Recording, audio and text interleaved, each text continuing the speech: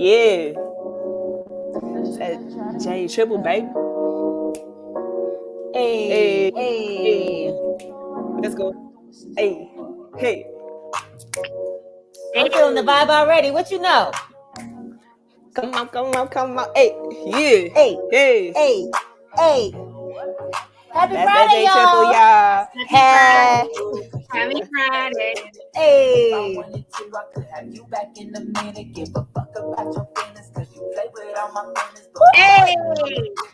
What? What? Hey. Sorry, I know I need to turn it off, but it's a vibe though. It's a I vibe. mean, rock to it though. Rock to it though. Hey, hey. Yeah.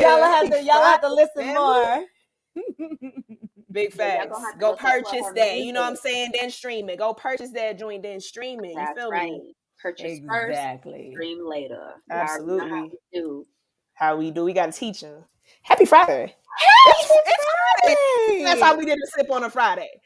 I know. It's a miracle, Jesus. Right. It was like happy Sunday. Happy Monday afternoon. Happy what's going on? Oh man. Hi, It's good to be Camille. back.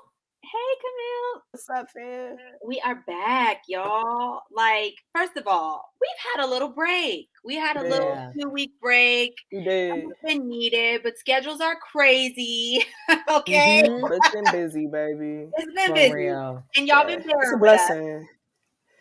And let me just shout out all the sippers right now because last week y'all downloaded our podcast almost 200 times. Hey, we love y'all. Thank y'all Thank you, damn it. so much for all the Yes. love, for all the support, and for rocking with us week after week. I hope y'all enjoyed the break too. Yes. Word. And we back. We back. Yes. We back. And we had a phenomenal day this week. I mean, we had. Let's talk about it. Let's talk about it. Let's talk. Let's talk about it. Y'all, we did our very first in-person university talk. Okay. Yeah, you know he does. Hold on, let's pause real quick. Right. Let's do a little, you know. Listen, that's a beautiful Listen. thing, man. Manifesting and prayers is a real thing and it really works because we have said that. We were like, yo, we can see us at universities. And y'all, not only did we have this talk, it was like amazing. It was so amazing. Like, you know, you're nervous about these things. You're like, oh, this is our first time. Like, but I feel like everything that we've been doing is preparing us for these types of opportunities. So it's like, it was just a natural like thing. And shout out to our sis Jocelyn for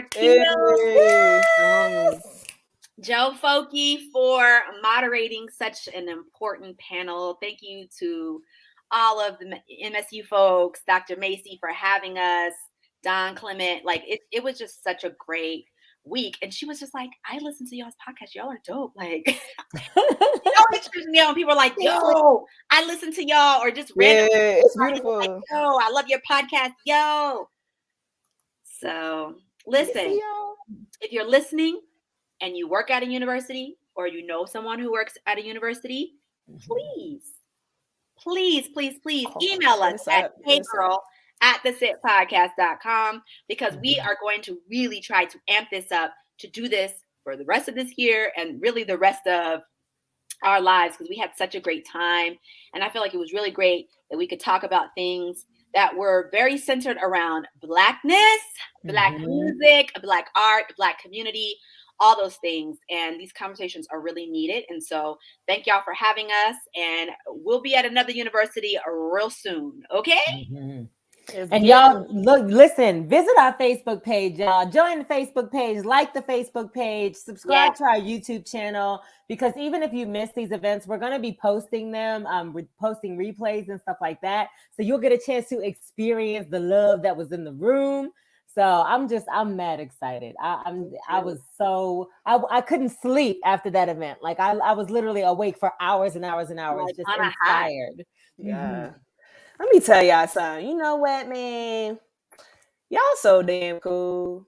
You know what I'm saying? No, for real. You know what I mean? Like I was hey, I appreciate that and all, you know what I'm saying? I know I'm a part of the sip and I'm so grateful. But I was on that stage with you guys and I was just like, I got some cool ass friends. You know what I'm saying? Like for real. And honestly, because I think I learned a lot on that stage. Like we were talking to young people, like really trying to find their way and like, you know, hoping for some inspiration and some guidance along the way. And I was like, I was learning so much from y'all at the same time. You know what I'm saying? I was like, damn, I have so much that I need to learn too. You feel me? And it was a beautiful, I feel it was just a beautiful exchange.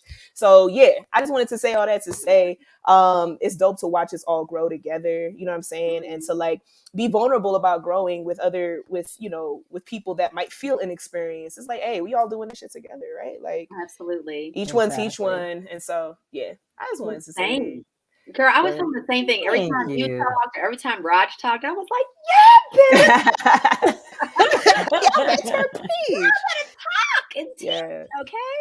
But we have to shout out our sis though, because the reason why we were there was because the Monique Brooks Roberts was a visiting artist in residence at MSU for the week, darling. And we were honored to be on the stage with our sister girl and honored to see all the students showing you so much love, especially as a Black classical string player. You don't only play classical, but to see all of the classical students inspired by you was amazing. So you are definitely a sister in power for the week. Yeah. I love y'all. Thank y'all. Listen, I feel like Issa says, you reach across, okay? We don't go up, we reach across, and it means everything to me that we can do this together. Like it really does. And I need everybody who's watching and listening to go ahead and start manifesting and praying that the SIP podcast be at the Essence Fest. Come on. Word. It's gonna happen. Okay. It's a matter of time. It's a matter of time. Let's go. Exactly. Yeah. So I'm grateful for y'all. It was so amazing. And honestly, like my confidence feels really good. Like I have never been a public speaker, y'all. I ain't never been no public speaker. I wouldn't have known, girl. You was on that facts. Listen, honey, you was on that stage about, giving it to them. Girl, but that's the thing about like feeling supported by your sisters. And like, I feel like y'all care about what I gotta say, and vice versa. Y'all know that I be learning from y'all, and I be like, "Yo, Raj was spitting, Carrie was spitting. Let me take some notes," because I really feel like that's what this is all about. It's like not just us being on this platform where we're like, we're up here and you guys are down here. No, it's like just learning and cultivating relationships with different people and just growing as a unit. And so I'm super grateful. I'm just like on a high this week. Like, same. It's been really great. Word. So that said, what we sipping on? Sis, Mother has rehearsals. So you see this H2O right here? H2O. I would love for this to be a whole big old gallon of bubbly. I would really enjoy it. But we having water today. Understood, sis. I know you be hustling. What you sipping on, Mom? Girl, I also H2O, but H2O in it, and it's just some good old peach tea, Vonna, peach tea with a little bit of raw honey, and it's cold in Denver. What are we doing? Girl, it ain't even November and it's freezing. 30-something degrees. I'm over it already. I was like, oh, okay, I see you. I know, and you on the east. Was it warm in DC? It was warm in DC. Wow, I'm shocked. When I left this morning, I left the Airbnb at like 5:00 in the morning, and I was warm. You know, it's wild, but hey, you know, it's all good. It'll be 70 tomorrow, though. It will. You know. And if I may provide a quick plug, by all means, provide a quick plug here. So you know, I run a nonprofit with my boy Chappelle Tyler called the Kaleidoscope Project. We are doing a festival tomorrow. It is a day to celebrate cultural fortitude. We have nothing but Black vendors, predominantly Black women, coming in to share their work. So I'm really excited about that. We have some dope performers coming through. You know what I mean? All of which are on this platform today. And he did. So it's gonna be really dope. We have DJ Sin in the house. We're gonna have some yoga. We have karaoke. We have fresh produce that we've been growing in our community garden, and it's gonna be at 3000 Franklin Street. I'm gonna make sure I drop the information in the comments, y'all. But 3000 Franklin Street from 11 a.m. to 4 p.m. It's gonna be a beautiful day. So please come through and let's celebrate each other. Let's, make sure that we're circulating our money in our communities, shit like that. You know what I'm saying? That's what it's about. So that's it. Yes. And I just wanted to shout out real quick. Obviously, I'm wearing the beautiful. I got to shout out the brother, Mr. Ryan Landell, beautiful, Mr. Beautiful himself. He is doing a sale right now. For those of you who have been wanting to cop Beautiful, listen, go to www.beautiful.com. This code, sorry, I need to put this in the right place. For one night only, literally just for the rest of tonight, you can use this code that Carrie shared in celebration of her concert in DC. The code is DC1021. And you can get Beautiful for 20% off literally right now for tonight. After tomorrow, this code is no longer valid. Also, if you want to see Beautiful in person, you can come tonight. He's doing a pop-up at 7 p.m. I will put the information in the comments as well. And he's also going to be at TKP's event, repping Beautiful big time in person tomorrow at the festival. So shout out to the dude. Yeah. Shout out to the dude. That's beautiful. Love That's it. Beautiful.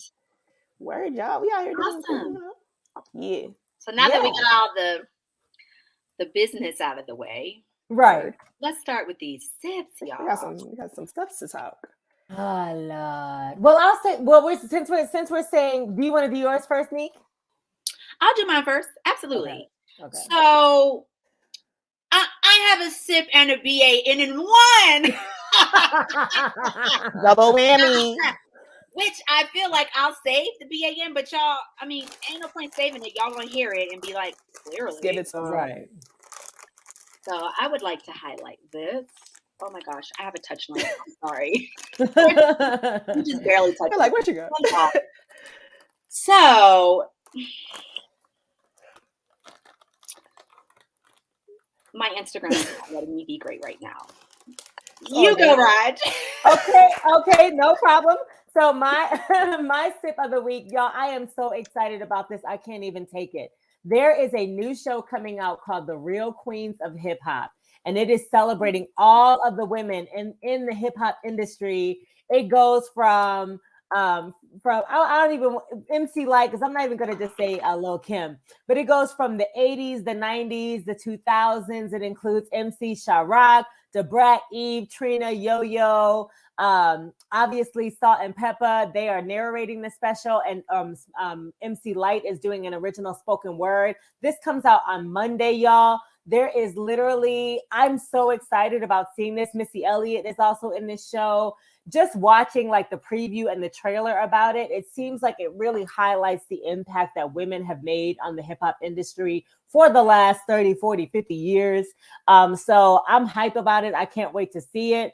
I do want to know if they have like Rod Digga. Do they have who's the woman who did I Rock Rough and Stuff with my Afro puffs? Like Lady of Rage. Lady of Rage. I need to see the Lady of Rage is represented. You know what I'm saying? If you're gonna do it, then really do it. If they're not, then I have a problem with y'all. But I'm gonna save that for after I see the special on the 18th. But Carrie, I know you must be hyped about this. It's awesome to see like you and Triiiple as like the new generation, but also celebrating these women who have paved the way. So I'm hype about this, y'all. They are definitely my sisters in power for the week. Yeah, I'm gonna be all over that next week. 100%. Yeah, so good. Word. Big up. Okay, now that my Instagram wants to work with me. So, I don't know if you guys have seen this. It's kind of been in the media. It was the first Black female firefighter from Boynton Beach. Her name is Latasha Clements. Mm-hmm. She is a deputy fire rescue chief. Okay. She is suing the city where she made history as its first Black female firefighter over a mural, which her attorney says is intentionally defamatory and injurious. I don't know if you guys have seen this, but there is a photo of her and two white women who are firefighters. And someone came in to paint them, and they painted sis white. Right.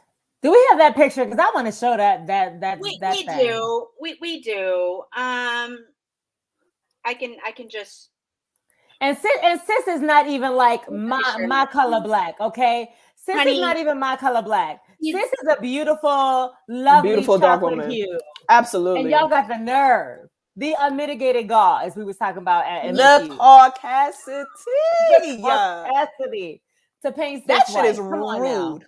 Okay. I'm going to show y'all a picture. It is, honestly, it's heinous. Like, and the muralist should be like, this is the photo. Okay, that's not, girl, I don't need, okay. We can. Y'all see this? Right. Black woman here. Right. Y'all see this? That looks like a whole white man. Right. It don't even look like a woman. My God. Like you don't even see like the features of her face. They didn't even try. They literally didn't even try. They got to hers and it was like, okay, that's enough. Like, no, we're good. Yep. You know what I'm saying? That is so. Wait. So what happened? Did finish? Yeah. Let me. So, Oh, according to CNN, in November of 2019, the city of Boynton Beach presented Clemens with a photo that they wanted to use as the basis for her depiction on a new mural. She approved the photo, which showed her standing with another woman firefighter. When the mural was revealed in June 2020, both Clemens and her colleague were portrayed as white women. Wow. Oh, wait, the other woman wasn't even white? No, she's white too. Oh, okay. They both just look like white women. Gotcha. Yeah. Which is just insane. Being depicted as white was not only a false presentation of Clemens, said a complaint originally filed in April. It was also a depiction which completely disrespected all that she, the very first female Black firefighter for the city, had accomplished. Like, she was like really doing some big things. It was later revealed that while the original mural, which has since been erected, showed Clemens as her true brown-skinned self, the city had her and other Black firefighters painted white. That's the part. I just want to know who looks at this art. Like, at no point does somebody who's on the administration or whatever, because I work in corporate America, right? So there's so many people who have to approve the final images of this stuff. You have to look at the artist, like the artist has to submit a preview of the mural, and then it goes on the wall. And even as it's being on the wall, someone has to look at it and say, hey, there's something wrong with this picture here. Like, there's so many ways that went wrong. And I just don't understand. I don't understand how you guys can do that with a straight face and think that people aren't going to say something about it. Right. And the crazy thing is, like, the muralist painted her brown and the city said, change her face to white. That's why she's suing the city. The muralist had her face painted brown. The city then came back and said, change it. The city. That's crazy. I didn't even catch that the first time. I didn't either. What? The city came back and said, you know what though? And that's why she's suing the city for $100,000. These damn disrespectful. I'm so over it. Yeah, I mean, because you know how hard it is to get a black face on a wall. I mean, clearly. Right.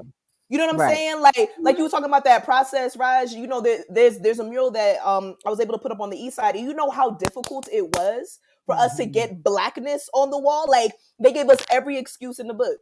Yep. Every excuse in the book. And even when we had Sia, the creator, on here, you know what I mean? When she was talking about like her challenges. Oh, Kaya, So I'm so sorry. Have Sia, the creator, on here with her challenges of putting blackness, like really representing herself and representing her art. Like, so, but it's so easy. Like, and that's the thing that be pissing me off, because there's all these people. I know we were having this conversation the other day about people talking about your all black orchestra. Yeah. You know what I'm saying? And like how it's racist to have an all black orchestra. Well, why is it normalized to have all white anything? Right. Why is that? So why is that the norm? Why is that the norm? And why do we have to fight so damn, like, you know what I mean? It's and why are y'all so cringed by a black face? Right. Why are y'all so cringed? Right. Why are y'all so disrupted to see black? Listen, honey, she need to sue them for more than $100,000. 100%. I wish somebody would paint me white. I swear to all the gods. Swear to God.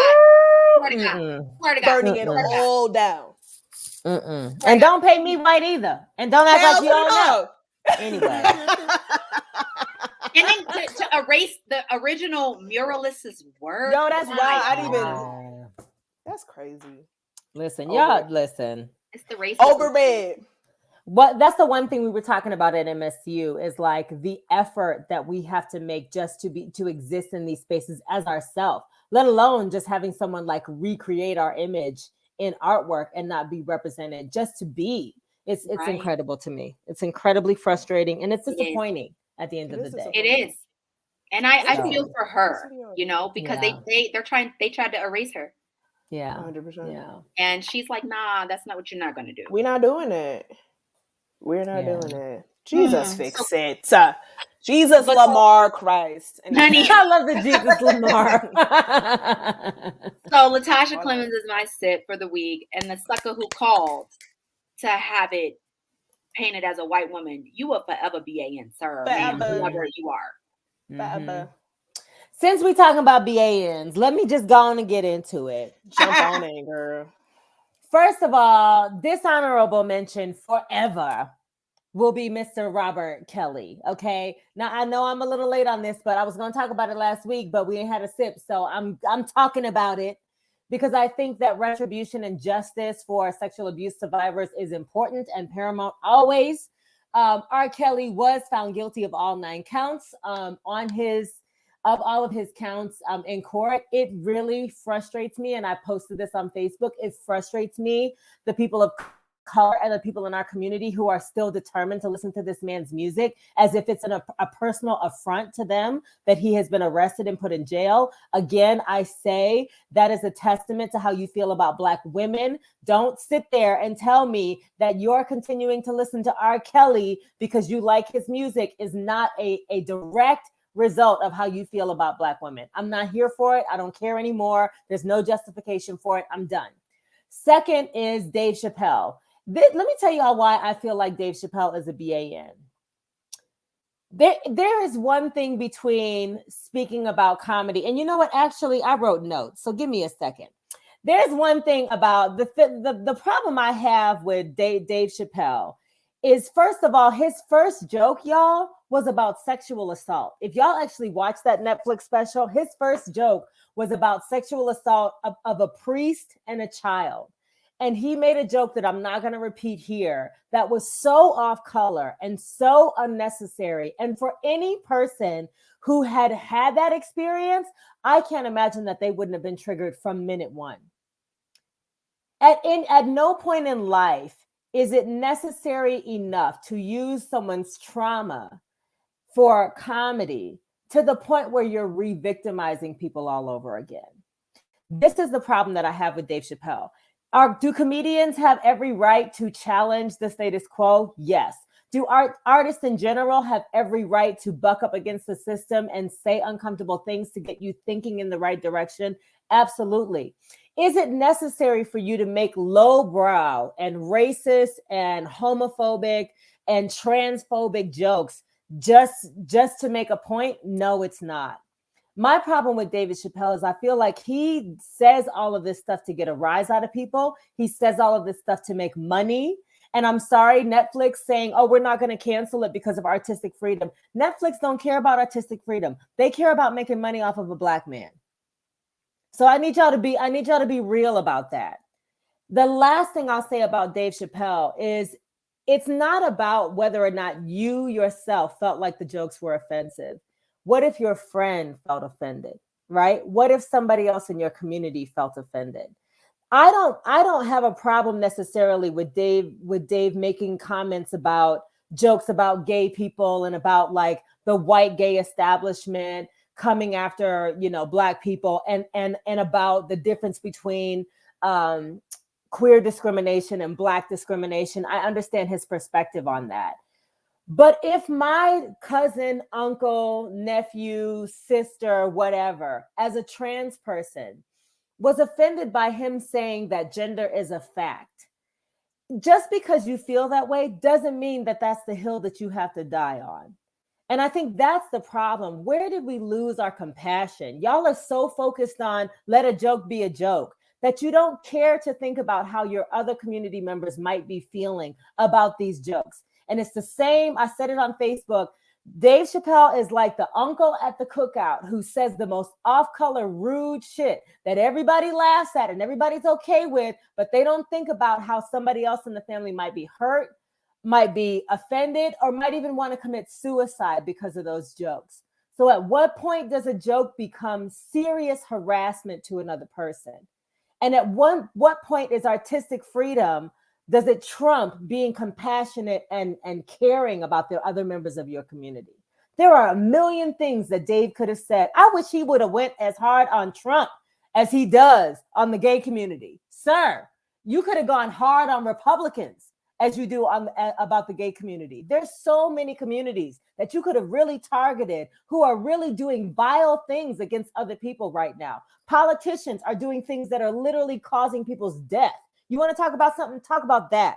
Don't sit there and make your championing about gay people or your thoughts about gender so important that that's the hill you're willing to die on. So that's the problem that I have with Dave Chappelle. Y'all can tell me what you think, but I really feel like it's like what you said the other day, Carrie. It's like if one of us isn't free, then none of us are free. If you're gonna come for one of us in our community, then you're coming for all of us. So I got a problem with you, and you a BAM for that, Dave Chappelle. And I'm done. Honey, I love your perspective because honestly, I'm gonna be honest, y'all. I've been traveling like a maniac, and I have not had the time to watch the special to even really formulate an opinion on what was said. I don't even fully know what was said, but I knew because Raj was talking about it today. Sis was gonna come with receipts and all of it. And I have a whole bunch more, but I'm trying to keep it short. I agree, and the lack of compassion really is. It's interesting to me that if a white comedian makes jokes about black folks are up in arms. Like, we've had too much trauma in our history, for these jokes to feel funny. And I don't know what he said, but it's obviously not good. And I love your perspective about, caring and empathizing with what your family and your friends and people who were hurt by it, because it's such a slippery slope. Yeah. Most folks who are going through transitions, they are dealing with some serious depression, some serious issues. And this could be triggering for them, or hearing somebody else joke about it. So I really do appreciate your perspective 1,000%. First of all, I've never really been a Dave Chappelle fan. I know a lot of people be coming for me like, oh my God, he's so funny. Like, he's never really done it for me as a comedian. So I'm not caping for him. And I ain't never caped for him. So now I really want to watch it, and what you got to say, Carrie? I got one more thing to say, but I'm gonna wait. Go. What you got to say, Carrie? What you thinking? Oh man. Okay. So no. Okay. I haven't seen it. I have not seen it. I'm not gonna lie. I usually am a fan of Dave Chappelle. I can't even front about that, right? I can't even front about that. That's real. Like hearing some of the things that you referenced from the special, like that gender is a fact. Yeah, that's bullshit, right? You know what I mean? Like, and I do feel like that's inappropriate. I do feel like that is not, even if you, because I honestly I think that Dave is a smart man. I think he's a brilliant. I do too. I do. And I do feel like, bro, there could be a much better way for you to talk about the inequities that exist within the LGBT community, right? For example, I was asked to do a poem for an organization out here called One Colorado, and it is an organization that supports the LGBTQ plus community.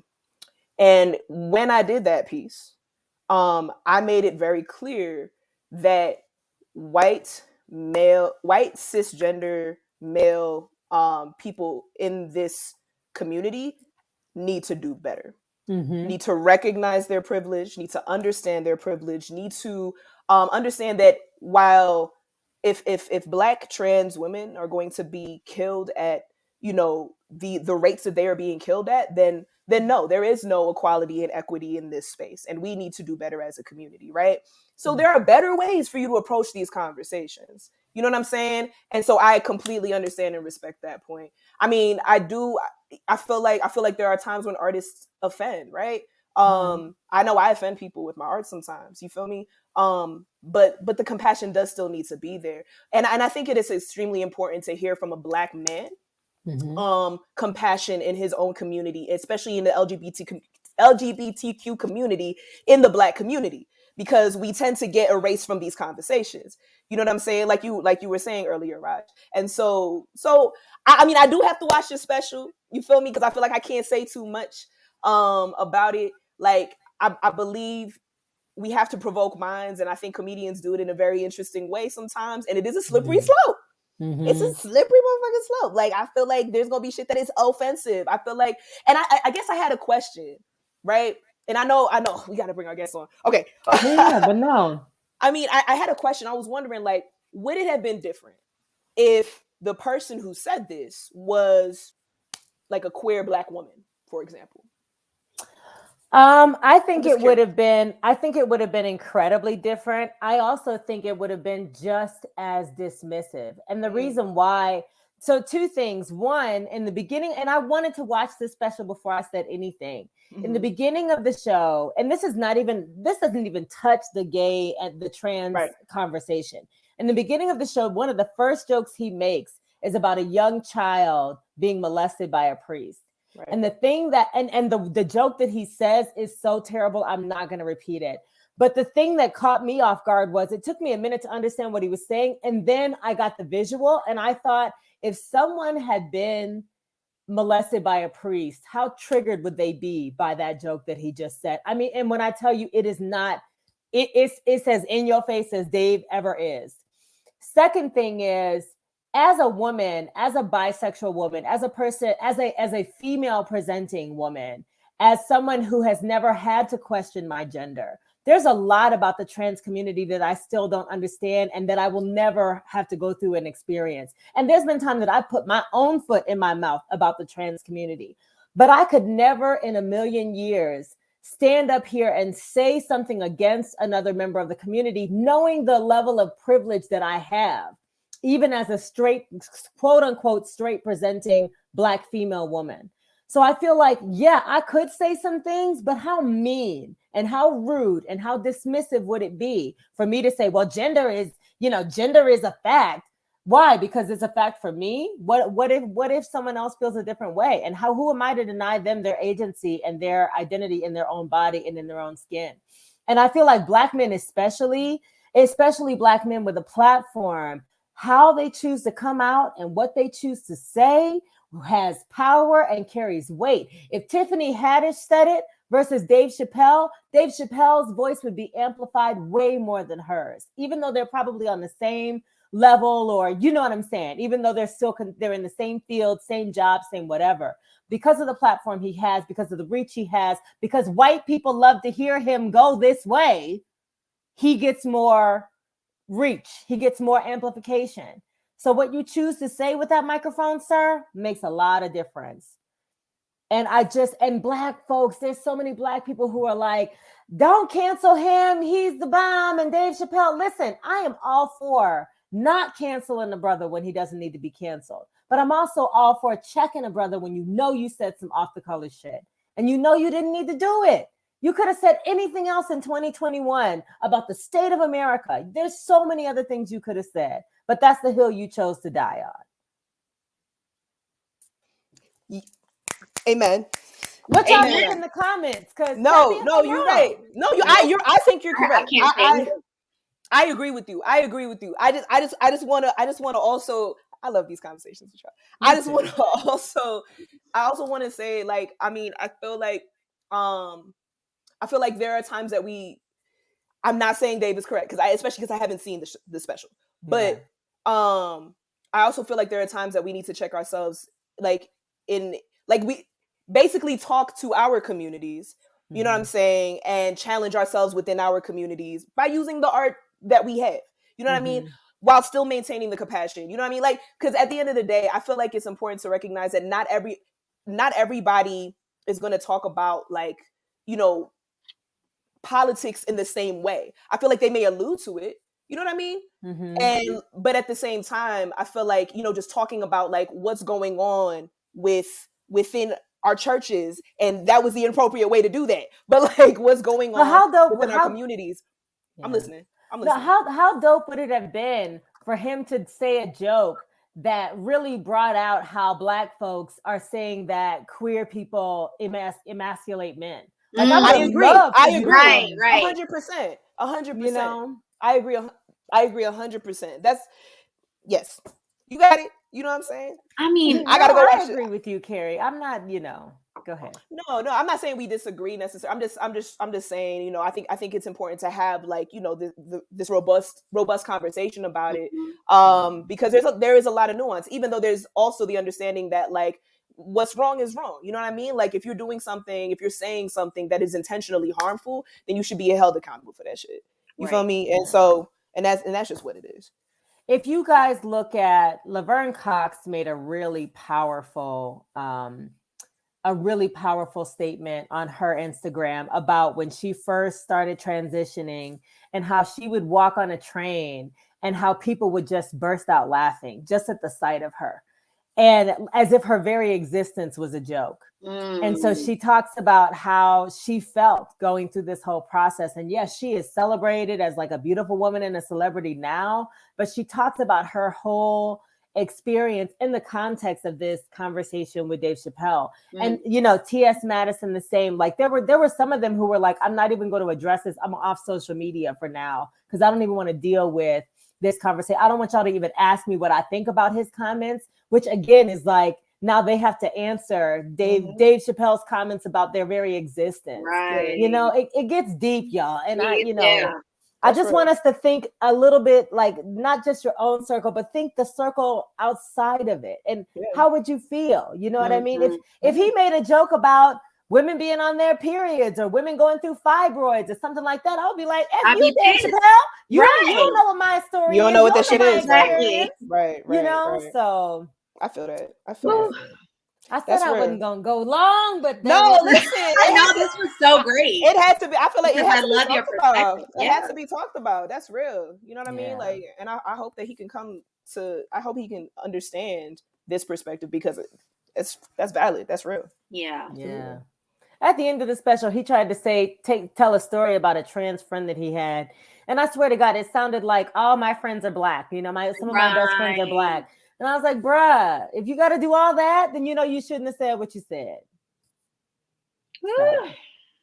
Anyway, I'm gonna shut up now. I'm gonna try to watch it. I'm gonna try. Now that you said about what you said about that opening line, I don't know that I want to watch it, but we need to come back a week or two from now, y'all, and I want to hear what y'all think after you've had the special. And anybody listening to this or watching the replay, please put in the comments what y'all feel. I really want to have a dialogue about this, because we need to hold our community members accountable, just like we're trying to hold white supremacy accountable. Yes, that's absolutely. Absolutely. Woo! Ow. Okay. Well, is it time? It's time. Is it that time? Okay. It's that time. Hey, I appreciate y'all hanging with us, talking, like, really just diving into these really real conversations. This is why we exist, y'all. I'm really grateful to do this with you guys. And so also to bring in into this space an amazing Black woman that is doing dope things in Denver. So I'm a read Triiple's bio real quick, credentials, accolades, all of that. Triiple is a storyteller whose confidence and attention to detail creates a standout lane for the Denver-based MC. Using music as a major form of expression is the ultimate formula for dynamic hip-hop, and Triiple exemplifies that inspiring energy. She raps about her life experiences with an authentic and relatable voice, all while crafting rhymes around production that speaks to her true influences. Artists like Kendrick Lamar, J. Cole, Alicia Keys, Jay-Z, Biggie, and T.I. are some of Triiple's influences as she hones and refines her craft as an MC. In addition to being a microphone slayer, she says it's important to remain connected to the big picture of the world and using her voice to make a difference. She says, with music, I'm able to give back, help others achieve their own goals, help them feel better about themselves, and face my demons and encourage my listeners to do the same. My goal is to embrace all of my journey, face life despite any fear or pain, embrace love and all that it is, and motivate and have faith while I'm doing it. Triiple is a raw talent, undeniable hustle, has a raw talent, undeniable hustle, and charisma. It's the rush of crafting clever punchlines and original metaphors that keeps Triiiple married to the game. Losers Table, the crew Triiiple calls her team, is about bucking the norm, creating music that gives a voice to the voiceless and drives all within an earshot to action. So let's welcome to the SIP stage the one and only Triiiple, baby. Hey, What's up, going? what's going on? What's popping? What's popping?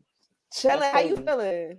I'm feeling good. You know, you said, you told me to have something to sip on, so I've been sipping this whole time. Y'all been talking. I'm like, okay, yeah, I'm feeling right. I'm feeling good. You feeling good? Hey, that's kind of like a trick that we do. You know what I'm saying? Yeah, like, right. Yeah. Make sure we got you right so you come on. You feel me? Like you feeling loose? Okay. Hey, I appreciate it. That's what's up. I appreciate you being here. So, what you sipping on? Oh man, I've been on this Jose Cuervo.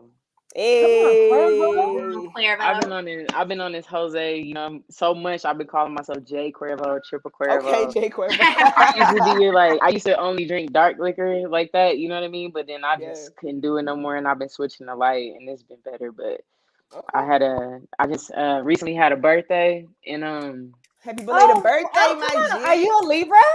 Yeah. Yes. Happy birthday. When was your birthday? The 24th of September. So, happy birthday. Thank you. And I came back from LA that weekend. I was really messed up on the plane. Like where it was like, yo, Trey, you should never be in this situation ever, especially like when other people see you. Like it was like this newly married couple was sitting right next to me. And they had just got married the day before. Like, and I was like, oh shit. And then this girl's like, are you okay? I said, yeah, and then I was like, "Nah, I'm not." You know what I'm saying? Actually, just tell some. They let me get the aisle seat just in case I had to get up, go to the bathroom, and do what I need to do. And it was just bad. Long story short, so I was taking a little break off of it, but then when y'all told me I could sit something, I was like, I might pour up a little something today. Cheers. You know what I'm saying? Listen, sure. I mean, thankfully, I don't think you got to catch a flight after this, right? So you good? Nah, not at all. I got some orange juice, and usually I don't even mix. So I'm just something wrong with me. I'll take it straight. But I was like, I don't want nobody judging me today.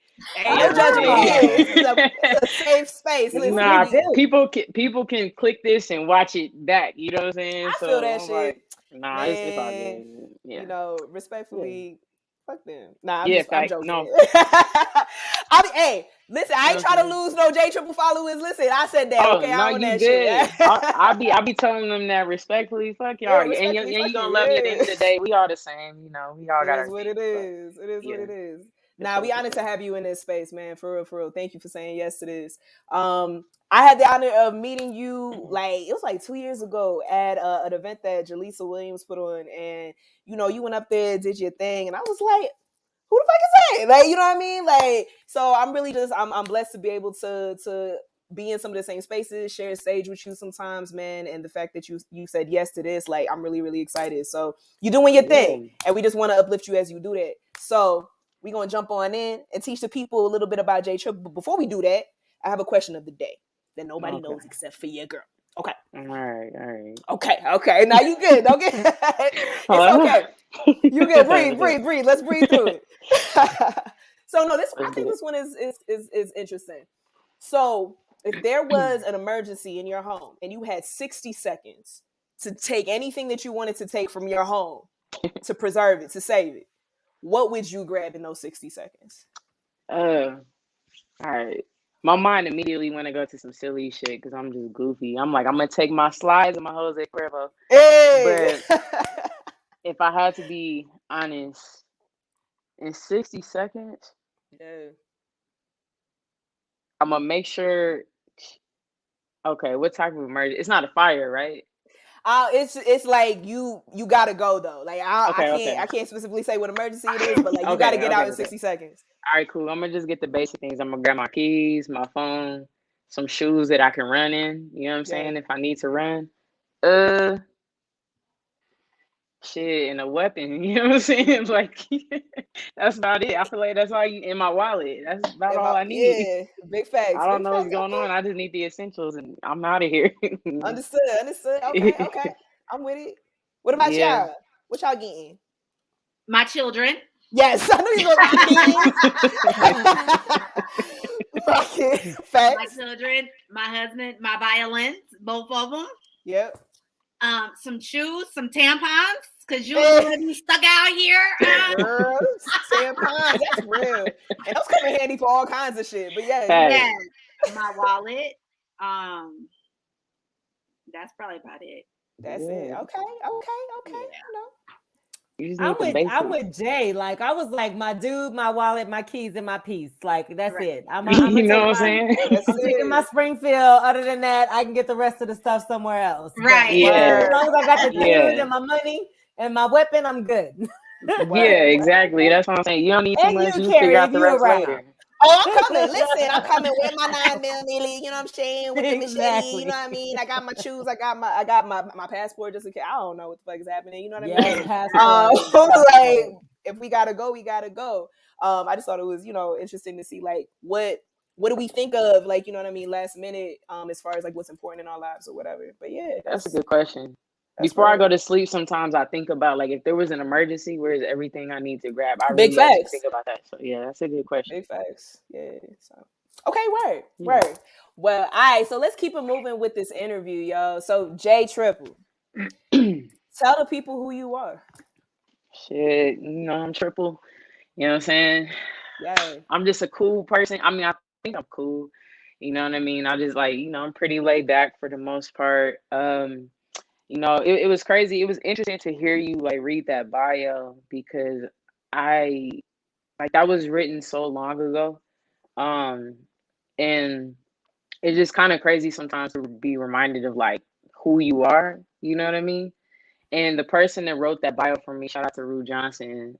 Yeah, shout out to President, Rue. sister in power. Facts. You know what I mean? She did that very, very well. You know what I'm saying? And as you was reading, I'm over here, I'm like, dang, I do be doing that, and that is me, because I'm just going through this like journey right now. Just I feel like my entire journey is about like self-awareness. So, you know, um, like the triple, the three eyes, it's like I chose three eyes because it reminds me that I'm on a 3-eye journey, is what I always say. So to always just make sure that, I'm having awareness, you know what I'm saying, in every single moment. So I would say that that's the biggest piece of me, you know what I mean, is that I always strive to just be like even more aware, you know what I mean? Because shit, everybody think they right, but you can never be sure that you're right. But I know that I'm wrong most of the times, you know what I'm saying? So That's real.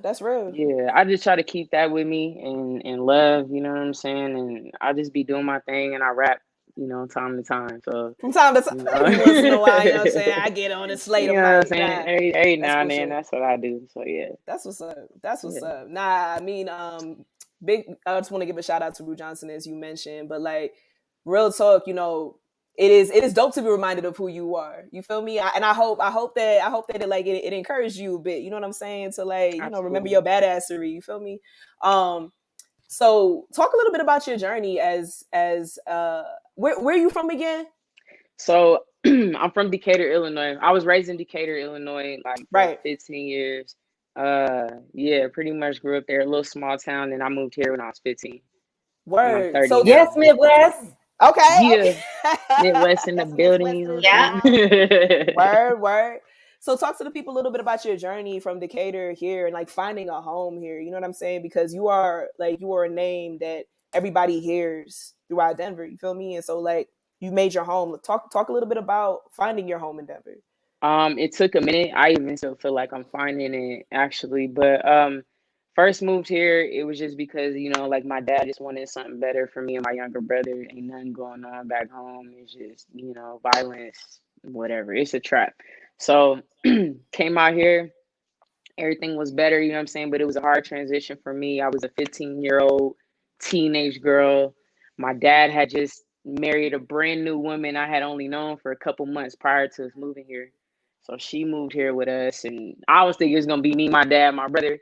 Now it's a whole nother woman in the house. I ain't like my dad being with nobody, you know what I'm saying? So like that was a whole thing, you know, just getting used to her. And then like I said, where I'm from, it's a small town. You can get from here to there 10, 15 minutes.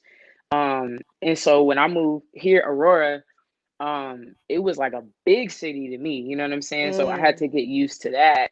And all my friends and family is back home. I came out here, I ain't know nobody, you know what I'm saying? So I was kind of timid for the first couple years, and I moved here very scared, going through a lot of change. You know, just as a young woman already, you know what I'm saying, and everything else. So it took me a minute, and I got started with. I was already rapping, you know what I'm saying, back home, but it wasn't like super serious. I just knew that I was dope at it. I was just figuring that out. I came out here, met a guy at high school. We was like writing our raps on MySpace and stuff. We met up at school. MySpace. Yeah, long story short, we you know what I'm saying? Like we was writing our shit in like the MySpace blogs. If Got y'all you. remember that. Okay. Yeah. Like my lyrics, because we didn't have nowhere to record. So Yeah.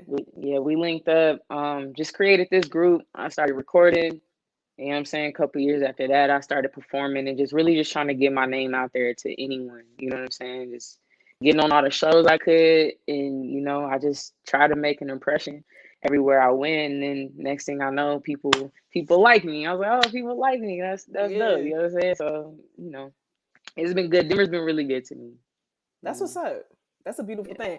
I mean, so I was going to ask you, like, how long you've been writing and rapping, and then, like, you know, what was the difference between that and the first time you actually got on the mic or in front of a crowd?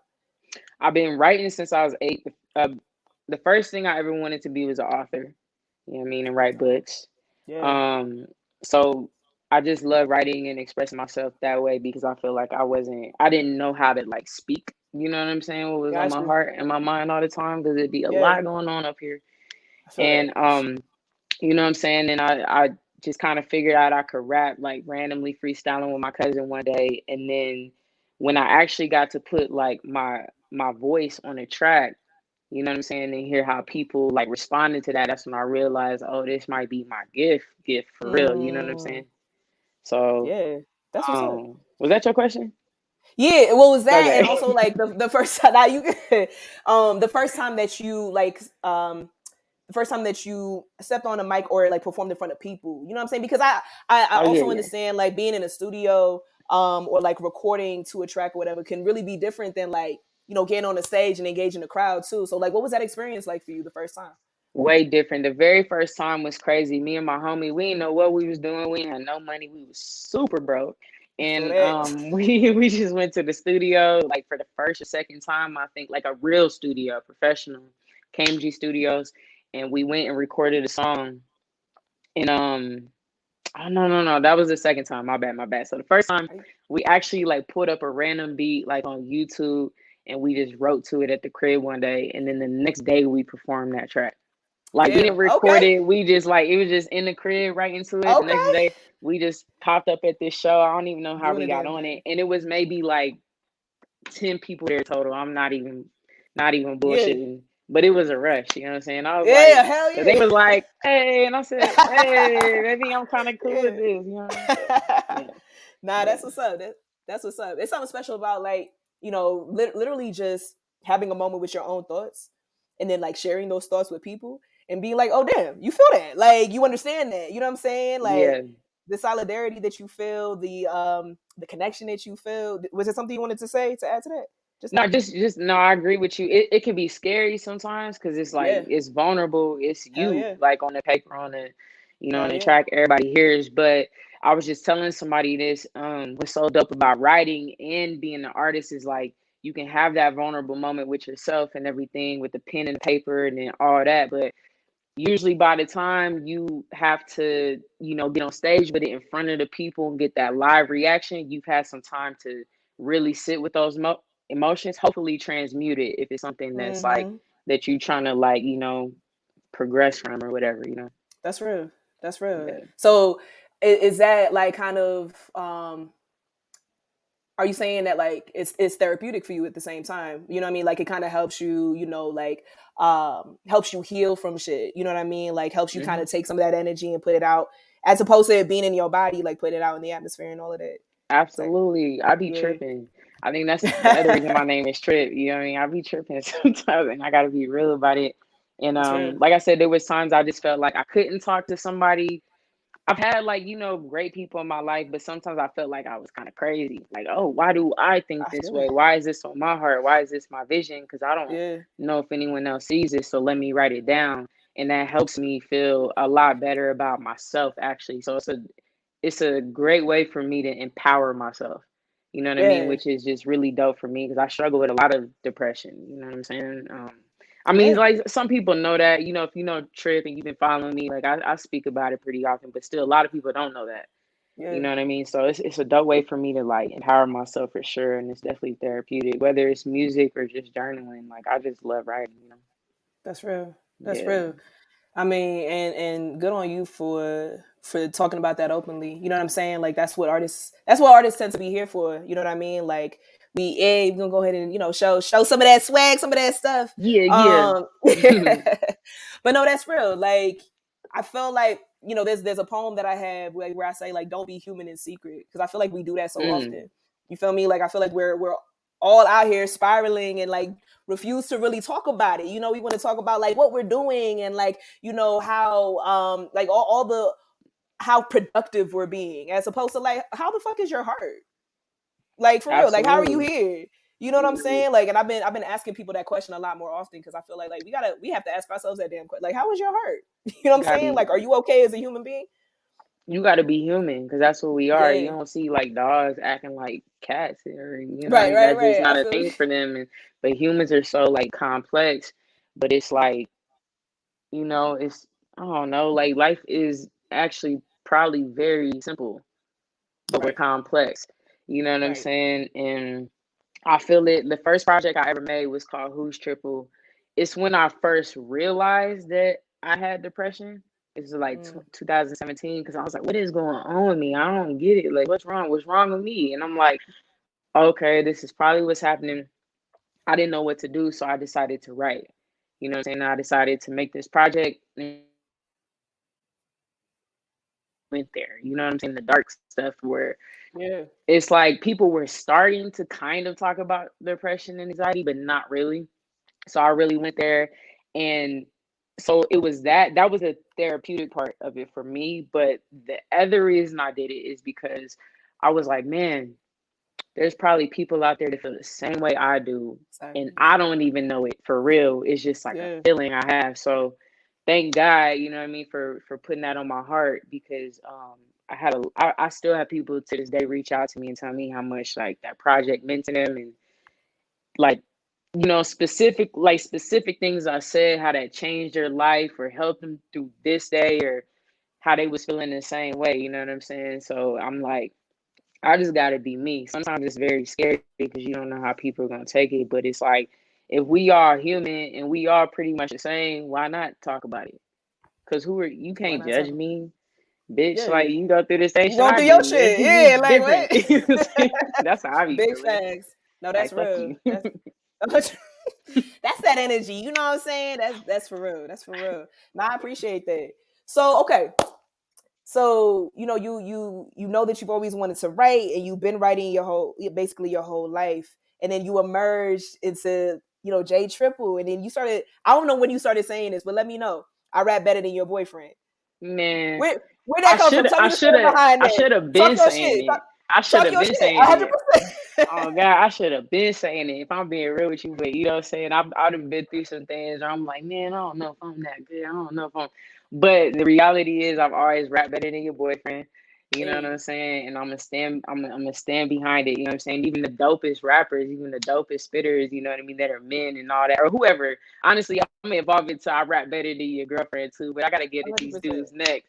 You know what I'm saying? And that's always been my thing. Like, you know, because I grew up like, you know, I have two brothers, and you know what I'm saying, I grew up playing like basketball and football, kickball, my brothers and stuff like that. Like, I love my women and love that sisterhood too, but I've been around the guys, and I always like, you know, prided myself in being like, man, if I'm out here playing 21 with you, I'm scoring these buckets on you, I'm about to rap better than you, I'm about to, 100%. so I don't know. That's just some me shit. I just be talking shit if I'm being I be real talking with your you. shit. I was just like, yo, talk your shit. Like I mean that's really important. I mean, I talk shit a lot, especially like when I'm when I put on like a suit. I be like, yeah, a lot of motherfuckers be mad because I be looking better than you in a suit. Don't be mad. Take notes, baby. Take notes. You know Hey, what I'm when saying? you get in your bag, you start realizing like damn people do be mad, huh? But for the most part though, on some real stuff, like I'm a humble person, you know what I'm saying? I don't even like to talk about myself a whole lot. But sometimes I'll be like, come on now, like But sometimes you got to, because like when you recognize because they you the be shit, you playing with like, you.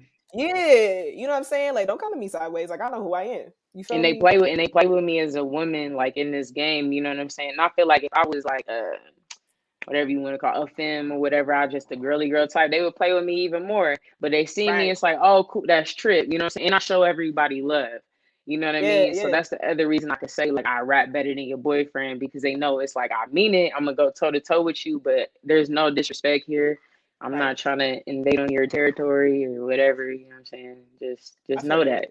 You know? I feel that. Okay, no, that's cool shit, man. So, what are some of the works that you have that you're most proud of? Yeah, I mean, I'm proud of a lot of things. That's a great question. I need to think about more what I'm proud of about. But my first project, like I was telling y'all, Who's Triple, I'm proud of that because I followed my heart and was like, there's other people that feel this way, and I should do this. I should say that, and I'm happy about it because, like I said, that was 2017. People still hit me up to this day and like, yo, thank you, and reminding me of songs I forgot about. I'll be like, oh, I said that. Right. That's beautiful, man. You know what I'm saying? And it was like a manifestation project too, because towards the end of it, I wrote about like where I want to be mentally, and I was not there at all. I was so far from that, and I'm starting to see that, like, you know what I mean, coming to fruition now in my life. So I'm really proud of that. I'm proud of this project I've done called Change Over Dollars. I mean, I'm proud of a lot of things. I would say, damn, this is real. If I could say what I'm most proud of, it's just shit, staying alive in this bitch. Like, Yo, that's real. I'm glad to be alive in 2021. Goddamn we it, because alive, we made it. that's real, man. That's real. Somebody said like I'm nervous about going into the junior year of COVID. I was like, wow, I seen that, yeah. that hit me hard because it's not over. Like we still here. You know what I'm I'm an saying? Trying to make it through. upperclassman now. An upper. This is I don't want to be. Yeah. And Like, we all alive in here. That's the crazy thing, because I don't know, sometimes you be like, dang, I made it, right? And then you look at the people around you, like currently in this present moment, right? I'm talking to all three of y'all. Y'all are here too with me. And I'm like, dang, we made it. Y'all, you know what I mean? We made it another day. Like today is a completely different day than ever before. That's real. That's For real. Today is lit because like it's never been like this ever. You know exactly, so, and it's not gonna happen again. So I saw somebody was talking about the job market and all this stuff, and about people not wanting to be employed. And a Black woman was like, "You do realize we lost 600,000 people, right? There might be people who just aren't able to come back to work. So yes, that gratitude is real." 100%. I seen that too. I was like, yeah, like that. Yeah, people died. Like, you know what I'm saying? What are y'all talking about? Right. People just be trying to push whatever narrative they can. You know what I mean? Jay, I wanted to ask you something, like, especially from being from the Midwest and then coming here to Colorado.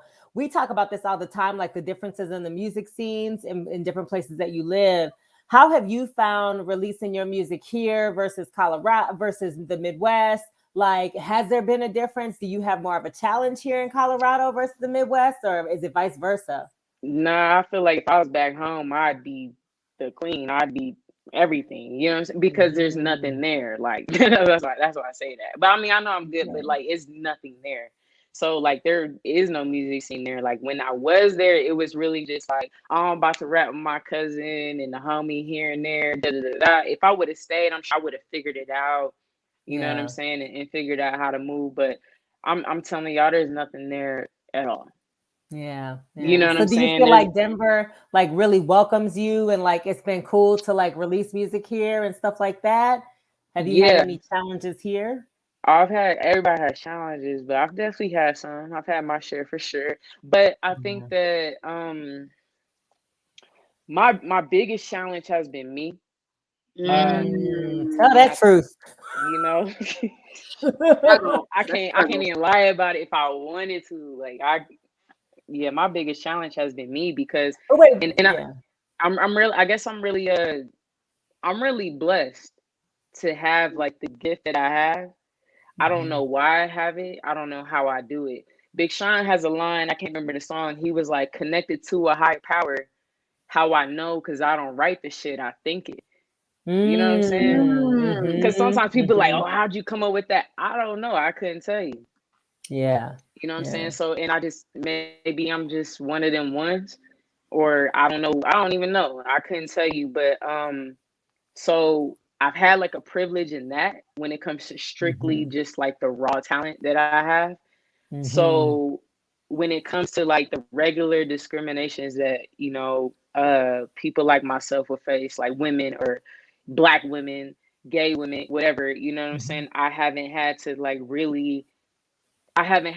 throw like my strongest blows. Like, you know what I'm saying? I could fight a little bit more strategic and, you know, conserve my energy and everything because like my talent is just there. So the biggest challenge has been myself getting in my own way because it's like I already got it. I'm doubting myself and I'm already ahead. You know what I'm saying? Of so many people, and this is going off a little bit, but I got to talk about this because like, man, I've been going through it. You know what I'm saying? And like taking a break with music, I had some things happen this year where I was with a team, ain't work out. Long story short, you know, that's for another day to talk about that. But it really made me be like, all right, I got to take a step back and really like think about this shit all over again. And I have been going through like a whole lot of doubt, and like a whole lot of doubt that it's never hit me like this before. And like I was telling y'all before, you know, like the first thing I ever wanted to be was author. Like I just love writing. And so I was like, okay, boom, we'll do that. Like why not now? Like you're that, right? Okay, cool. Right. So I've been working on this book. And that's a trip. Yes, that's dope. Do that. So when I get off with, you know, when we're done with this, I'm about to get to that. But it's called Wasted Talent. You know what I mean? And I feel comfortable by telling people what it is already and what it's about, because it's a journey for me. You know what I'm saying? I'm not gonna lose nothing by telling people what it's about, because I want people to understand what I'm going through now, even trying to write it. You know what I'm saying? Because I plan to document like this whole process. Like it's just me. Somebody told me I was wasted talent, and it triggered me. It triggered me because I was like, "You wrong." But then what if they right? You know what I'm saying? Like it kind of hit my subconscious a little bit to some things I was already thinking about. Like, man, I already feel like I'm kind of wasting my talent. I'm not living to my fullest potential.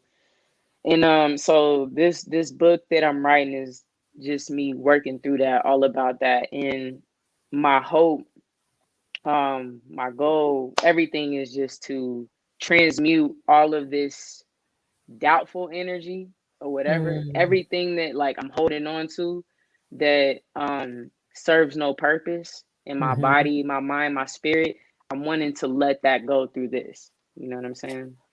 Can I say though, I just appreciate you sharing that, because I think a lot of us artists, you know, people they see the video that we just showed, they see your dope Instagram, they see all the accolades and the bio and whatever, but that doesn't mean that you're not allowed to be a vulnerable artist. That doesn't mean that you're not allowed to have your depression moments. I suffer from depression. A lot of us deal with it, but I believe that's also why you create incredible art. You know, it's the other half of the coin. So kudos to you for that. Thank you. Who told us that we couldn't be vulnerable? I mean, I don't know. And when you find them, like, you should beat them the fuck up. Cause it's like, why would you say something like that? That's stupid. You know? Yeah. But yeah, for sure. So I just try to, like, sometimes I'll be like, man, I don't know what I'm talking about. I might be talking too much. I might have said something reckless. But hey, like, we're all the same. Yeah, And so many of us think we're alone. Man. So, yeah. Right. Yeah. My bad. I didn't mean to cut you off. I was just saying, like, that connects so much. You know what I'm saying? Like, literally, y'all, I was just in our group chat this week, like talking about like how insecure I've been feeling and shit. You know what I'm saying? And I think like it's important. It's important that we talk about that because people see what they see. But at the end of the day, like you know how we deal with what we deal with. You know what I mean? And so I just that's anyway. Thank you for preaching on tonight. You did. Sometimes I'll be like I'm talking too much about it, but like the thing is it's I feel like whatever it is that I'm here to provide, share, whatever God has me here for, it's gonna be there when somebody needs it, for whoever that needs it. So I guess. Also knowing that your voice is important. That because you said earlier, I don't know why I have this gift. Well, you have the gift because you're here to change lives, and you have changed lives with your gift. You know, and it's hard for us to acknowledge that as artists because it feels very much like making it about me, but that's the reason why you have that gift because you are touching people. When you're talking about, you know, mental health and all the things that you're going through, people are. It's for them. Your lane is there because your voice is special and it's needed. Yeah, I've heard that our gifts are not for us, they're for other people. So once I get out of my own way, we get out of our own way, we can do that. Real quick, like when I was drunk on that plane I was telling you about. So this new couple, they was I got to talk to the husband. His name was Alexis. And he was asking me what I did. I told him what I did, and he started telling me a story. He said he thought it came from the Bible or something, but basically, long story short, it was about like how our gifts are not meant for us. You know what I'm saying? God gives us a gift, and He's gonna ask us, what did we do with it? What did we come back with? You know what I'm saying? And so many people don't come back with anything because it's like we're in our own way. Like, oh, I thought this was about me, and it was never for us. And so I've been thinking a lot about that. And then there was a quote I seen one time that said, don't remember who it was from, but it said, the one that plants a seed to plant a tree, knowing that like he'll never see it in his lifetime, has begun to understand the meaning of life. Something like that. Fuck and I'm like, I got to get out my own way and do that because that's what it's about. You know what I'm saying? Come on and drop them gems. Yeah. I love that tree analogy. That was dope. Yeah, it's really been sticking with me. So sometimes I'll be like, I don't know, y'all. I'm just in this bitch. Thanks for having me. You know that's beautiful. That was so great. Thank you. And I know people are going to listen and hear this and be like, yo, and you're going to touch people just now, you know, just with your words and your wisdom. That's cool. That's why we got to be thankful to be here every day. Absolutely. You know, big facts. Big facts. Did you have another question, Mo? I have a question from one of our viewers. Abby, thank you so much for this question. Abby asked, now that you've turned into a new age and the time of change will come soon, what would you love to see happen in your life as the year comes close to an end? This question is for me, right? Yes.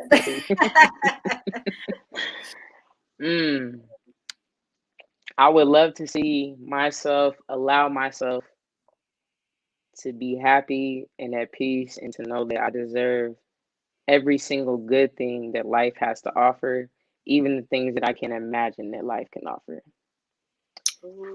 Last couple of days, I've been telling myself, like, I allow myself to have good things. So that's all I can hope for, is to just allow myself to have those things. That's what I would like to see. That's a powerful. That's a beautiful answer. Yeah. That's a beautiful answer. Thank you for that question, Abby. It's a good question, yeah. Yes. Abby's always coming with the D questions. Thank you. And I just want to say shout out to Charlie, because Charlie said, you know, you reached one even when you think you reached none. So obviously people today are feeling where you're coming from and your vibe. That's dope. And hi, Charlie. And hi, Charlie. Yeah, that's dope. You never know. You just never know. Sometimes I think about the most random stuff, like this, because I think about certain things like, oh, I remember 3 years ago on January 17th, I seen that random guy walk down the street and he was smiling. Right. And you know what I'm saying? Like, you just never know, like, how your very existence can impact people. That's real. So don't ever think it doesn't matter, no matter what, you know, color, orientation you are, et cetera, et cetera. Like, it matters. 100%. Yeah, 100%. for sure. So since we kind of on that topic a little bit, you know, I wanted to talk about being a Black queer woman in this industry. You feel me? Like, what are some of the lows and some of the highs that you face because of like these intersections of your identity? Mm, I'll start with the highs. I don't really know. I mean, as far as the high, just like, women, you know what I'm saying? They're like, they Hey, fuck with it. I I mean, feel like, you. that's the best thing. Like, women are everything. You know what I'm saying? Like, 100%, without a question. what? So women are everything. I'll probably have a more, deeper answer than that, like, later in life. But That's perfect. uh, as far as like the lows of it, like I said, like I'm very blessed to have like the talent I do and kind of like this I don't give a fuck attitude. Sometimes don't get it twisted though. I'm very sensitive. I'm an empath, like for real, for real.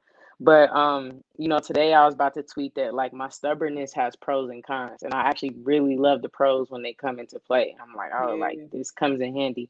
But it's hard sometimes though. Like as far as like when it comes to rap, it's hard sometimes when dudes try to play you like, oh, you're just a chick, so like, and until I get on the stage, like, yeah, it is crazy. I'm like, oh, you a fan now? Okay, Right. That part. okay, and just the disrespect that like people give women in general, even from other women. You know what I'm saying? Because it's a norm to disrespect women Mm-hmm.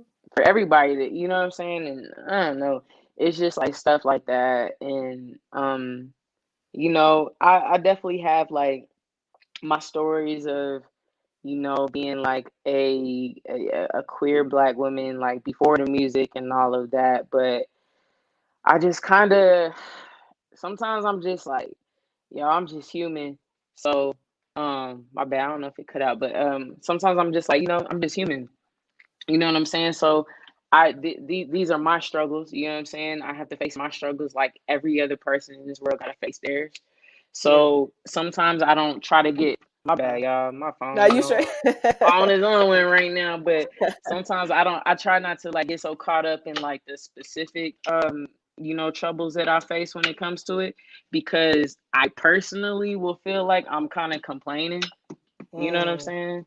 And like I said, mm, that just might be me and just how I think about it. I kind of get numb to a lot of this shit. You know what I mean? yeah. Because um, I just be like, hey, like, unfortunately, this is like, or fortunately, I don't know. All I know is that it's life. You know what I'm saying? And maybe this is the balance that I need to like who I am. You know what I'm saying? Mm, The discriminations that like we all face. That's kind of like my perspective of the world. Um, Sometimes it may be bad for me because I can kind of turn into a little bit of an asshole. mm, You know what I'm saying? When it comes to them, like, mm, well, I don't give a fuck. Da, da, da, da. And it's interesting because I was thinking about all of that when you were talking about Dave Chappelle earlier, mm. and I like, and I appreciate that conversation because I I'm a want to big know Dave. what you think. I wasn't going to ask you Ah, during this interview, but I Nah, do want to nah. know what you think. I Oh, wasn't damn. going to bring it up. But nah, nah, since nah. you did, Go ahead, Trip. Go And ahead. I need to hey, know. and I was telling myself Grab don't my bring it mic. up, and I was like, I might. I'm definitely I am a big Dave Chappelle fan, and but like as I've gotten older, I've been realizing that I laugh at a lot of fucked up shit. And the whole time but I'm a very open person, and I'm very open to the fact that I'm not always right. You know what I'm Right. saying? And as much as I hate extremists of any kind, like I can become that as easily as anybody else. You know what I'm saying? But I Yeah. don't like extremists, right? Of Yeah. any kind. So when Dave Chappelle's talking about what he's talking about, it's like I understand. You know what I'm saying? But there's just because I'm gonna just say it, like I've seen the assholes on all from all walks of life on every side when it comes to just everything, and just like speaking up about like what we believe in, what we're trying to fight for. But I think that you had asked where did we lose our compassion, and Mhm. I feel like as you were talking, I'm like, okay, maybe the lack of compassion comes from just like the lack of compassion is like numbness. You know what I'm Yes. saying? Yes, I agree. And it's like I have my own things where I'm like, how could you be numb to this, right? But then I have my own shit I'm completely numb to. I'm like, I don't give a fuck. And then I sound like an asshole. You know what I'm saying? But then I'm like, well, how can I, like, can you blame me for being numb to this? But then how can I blame anybody else for being numb to that shit either? All in all, like, life just be fucked up. You know what I'm saying? Sometimes. And we all say messed up things. None of us understand anything or what's going on. All we can continue to do is have the conversations. So I do appreciate Dave Chappelle and what he did, because I'm thankful that we can have the conversation. Now, people are going to choose at the end of the day what side to fall on, whether they fall on a certain side now and they stick to that for life, or they change it. Because as you're talking, I'm like, well, maybe you know what I'm saying? I'll think about that, you know what I'm saying? Like, I'm gonna think about that. But like, but I totally feel it. And it's not like me. I'm like, that's not wrong. I don't think nobody knows what's right. You know what I'm saying? But we just have to have those conversations, you know what I'm saying? Because that's just evolution. You know what I'm saying? That's where the evolution comes from.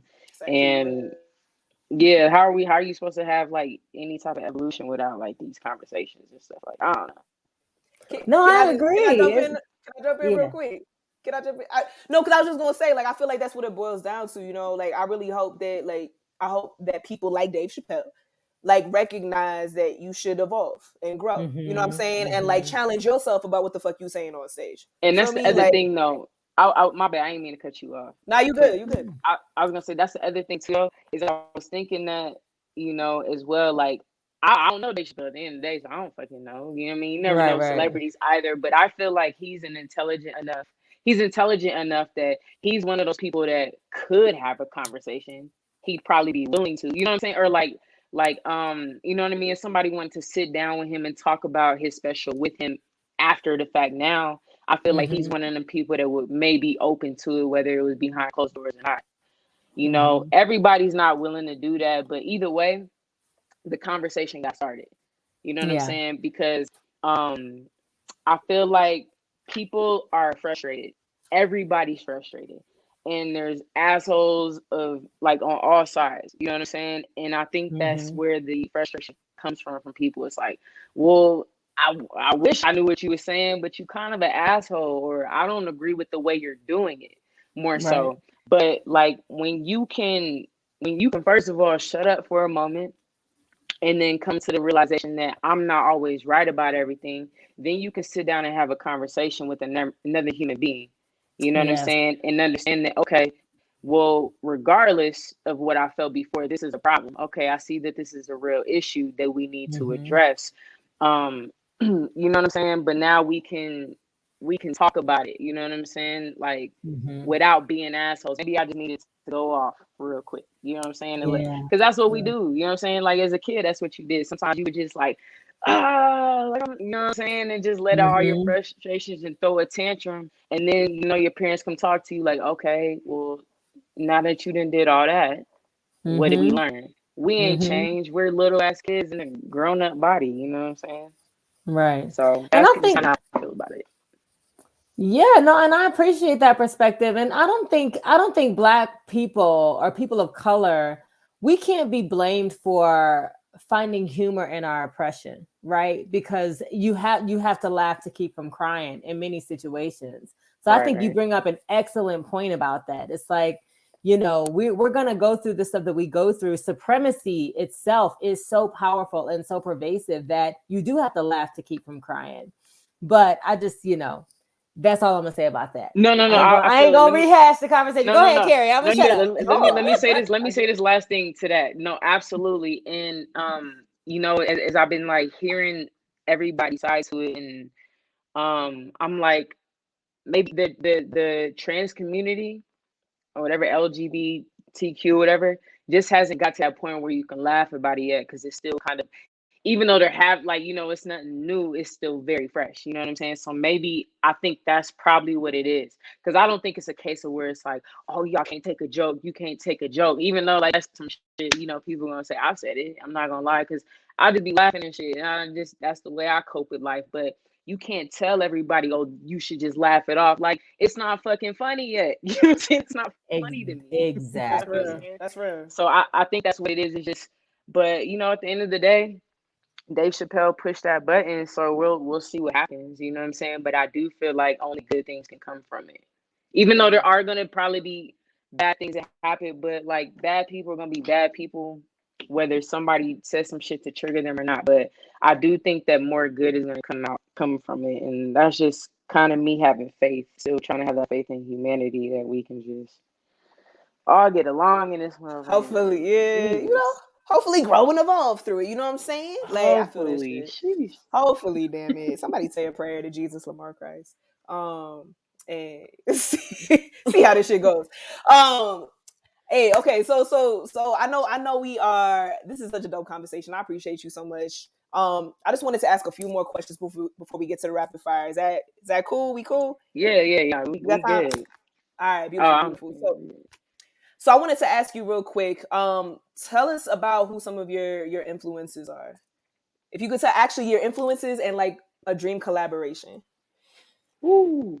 That dream collaboration. Let me come back to that. All right, so big influences. It's kind of changing over time. I'm finding myself in a new space with music where it's like I'm really like, oh, okay, let me start all over, get inspired in new people. You know what I'm saying? But early on, it was like, you know, Jay-Z, like the bio said, Alicia Keys, even like, you know what I'm saying? I'm just inspired by people really using their voice for something. You know what I'm saying?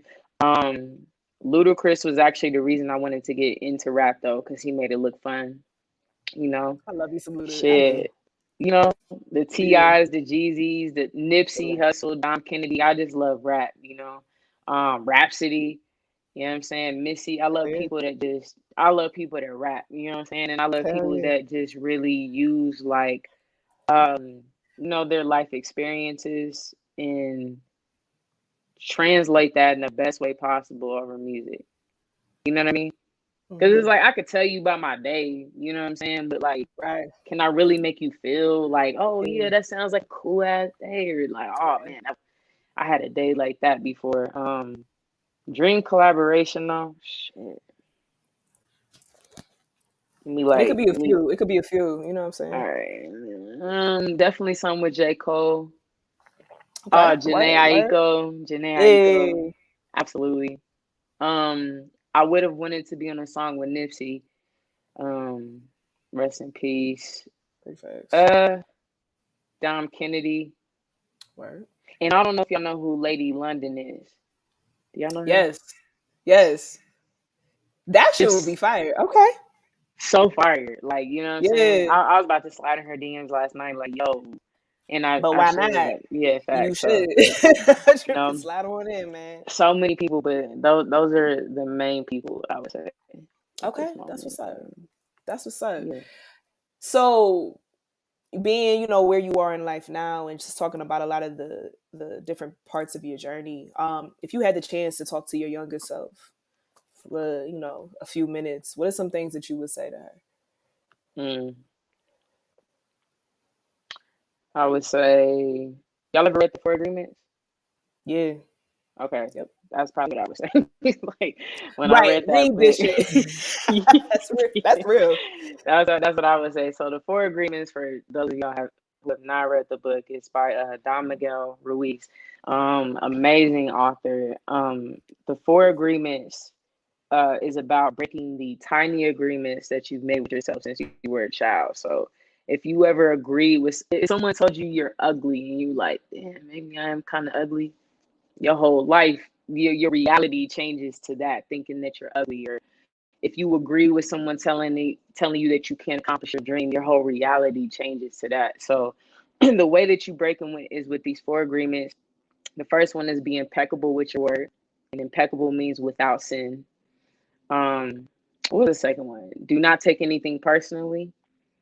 Number 3 is don't make any assumptions, and number 4 is always do your best.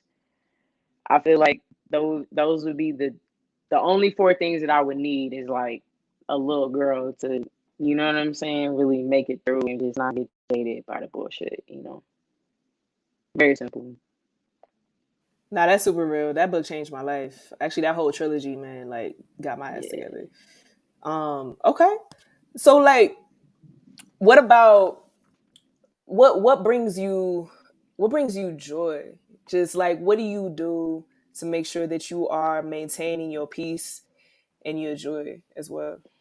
Um, I feel like I always got to make every question hard, but I really be thinking. Um,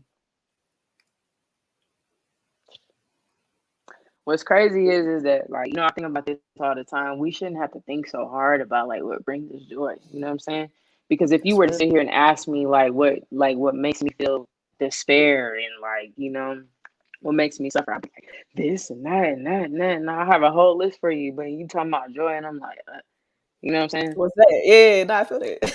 So it's like it's something that you really gotta dig deep for.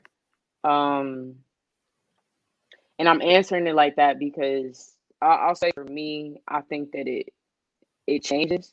I think the foundation is pretty much the same. Like just basic shit like love, family. But sometimes we kind of break away from that with all the distractions and everything else in the world. But when I bring myself back to like the center, it would just be like love. You know what I'm saying? Like knowing Yeah, somebody loves you, knowing that like you're cared for and you're protected, like in this life, and that something, whatever it is that you believe in, something has always been with you every single day of your life till now. You know what I'm saying? absolutely. Yeah. So, what centers you then? Because you mentioned like shit gets in the way, right? Like, how do you find yourself back? You know what I mean? To get to that place of remembering what's important.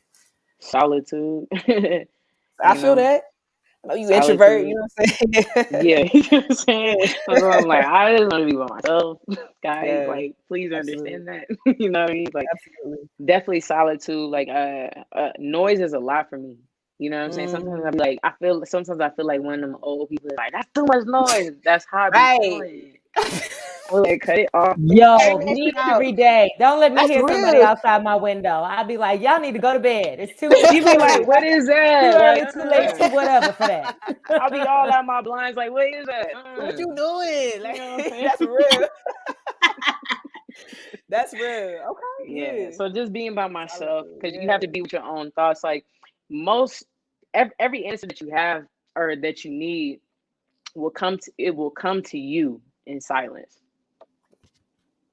I feel You know that. what I'm saying? Yeah. Yeah. That Yeah. quote right there. Y'all need to like Absolutely. sit. Every answer that you need will come to you in silence. It That's will like come to so you. powerful. Preach on that trip. Because I'll be Hmm. Okay. out there like, okay, where's it at? Where's it at? And then when I just sit here and I be quiet for a second, it comes to me. Now I get it. That's why our parents put us in timeout. Like, okay, you're gonna sit there, you're gonna think Mm. about it, Think because about it. it's gonna come to you. Yeah, You that's know? real. Yeah. That's real. I appreciate that so much, Trip. So like as we close out before we get to the rapid fire, I just wanted to ask you to talk to the people about your latest EP. You know what I'm Yeah. saying? I love you. Talk to them about it, and also I know you have an event coming up on the 24th at Mile High Spirits. Talk to them about Yeah. that as well. All right, for sure. As you said that, I was like, dang, maybe I'm like the female version of Drake. I feel like a certified lover girl or something, because my last project is called I Love You. I dropped it in February. It's an EP, like 6 tracks. And I wrote every song is pretty much about every relationship I've been in. Just my perspective of that, like the ups and downs. Just a quick little, glimpse of like how I feel about certain things, like the good and the bad. And that was new for me. I don't usually talk about my relationships in music, even though I talk about so many things in my music. I'll talk about depression, all the messed up stuff I've ever thought about in life with that, you know what I mean? But never like relationships. And I'm a lover, you know what I'm saying? And I had to like accept that fact, even though it's sick, you know what I'm saying? And so like I made that project, and it's been dope. It was fun to make. And the main song that's really popping right now is called Real Love. Shot a video for that. It was super dope, super fun. That was a song y'all was, jamming to when Jam we into it at the first beginning, you came know what in I'm here. saying? Y'all make sure y'all take a You know. listen. Yeah. So I did that. Right now I just been kind of like taking a break or whatever. or more so just like trying to listen to what life is trying to tell me. Writing this book and everything, and I'm writing here. I'm doing like the I Rap Better Than Your Boyfriend series. So I like, hop on random beats, like mainstream beats. I remix it and then rap better than your boyfriend. Put that out there and see who want to contest it. Okay. It's happened so far, you know what I'm saying? But when it happens, they don't want that smoke, man. They don't want that smoke. Wait, I need to know if there's gonna be a Triple Carry Joy collaboration because I could just see that. I'm like, how's that not make that shit happen? Let's make that shit happen. I'm so down for it. You know what I mean? Like I really you am. Say nothing but a word. Nah, you're super dope, super talented, and very inspiring, and like we can make some great shit. But yeah. Well, it's in the works now, Raj Julari. Yeah. And then come see me 10/24. I think that's a Sunday. I got an hour-long set in Mile High Spirits. If you're in Denver, Colorado, come through. It's a very long set. But I'm about to be in there. And if you never see me live, like you tripping, you missing out. It's great. I love being on stage.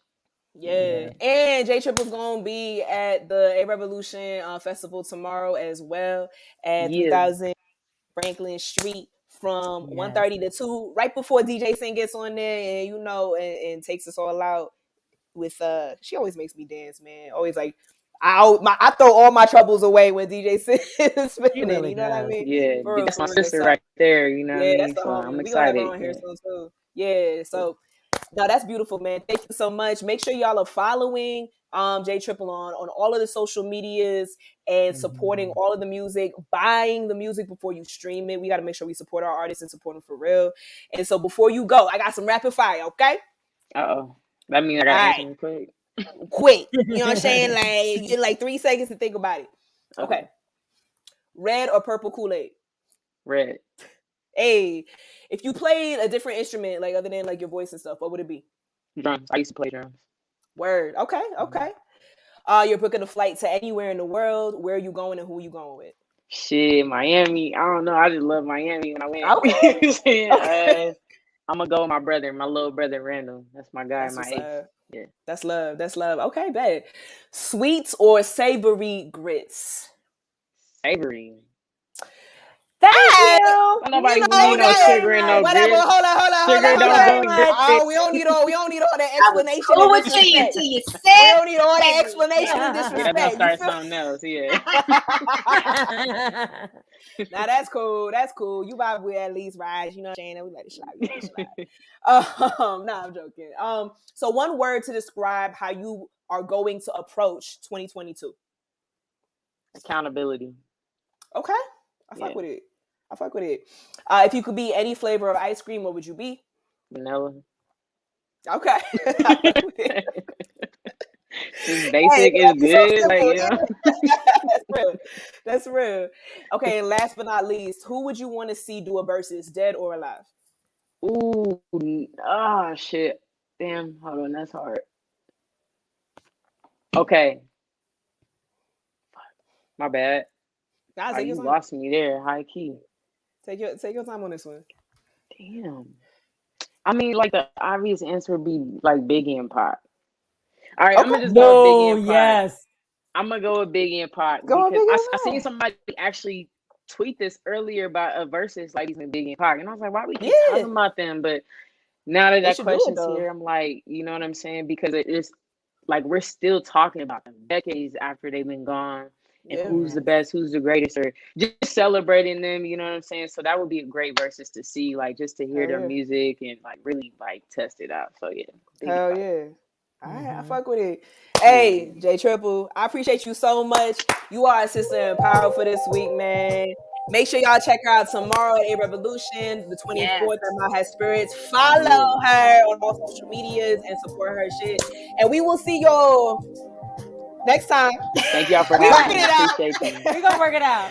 Thank you so much for being here, Jay. You're so dope. Thank y'all. I appreciate this so much. Love. Yeah, man. Yeah, of course. All right, y'all. Until next time. Peace. Until next time. Hey.